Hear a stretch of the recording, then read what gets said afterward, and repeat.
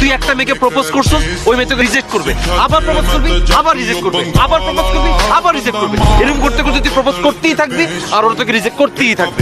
এরকম প্রপোজ করতে করতে রিজেক্ট খাইতে খাইতে এমন একটা দিন আসবে যেদিন দেখবি একটা মেয়ে আচমকা তোকে প্রপোজ করে বসছে।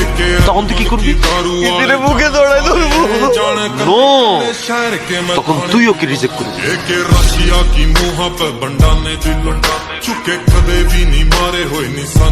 রোকেয়া যদি দুনিয়ার সবচাইতে খারাপ মেয়েটাও হয়, তারপর আইকা বিলিগের ভালোবাসি। ইকা যদি দুনিয়ার 100 ফলানের লগে যদি কিছু করি থাকে, তারপর আইকা বিলিগের ভালোবাসি। তোরা তো দে রোকেয়ার মতো ভালোবাসাটা বুঝিস।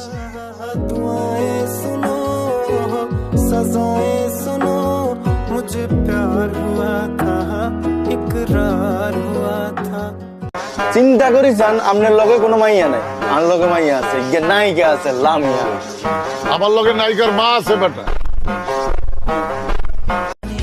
আরে বাবুরে, তুই তো আমগো বন্ডিংটা বুঝলাই না। আমি একটু দুষ্টামি করি দেখি, কাবিলা ভাই আরে ভালোবাসি শাসন করে আর কি।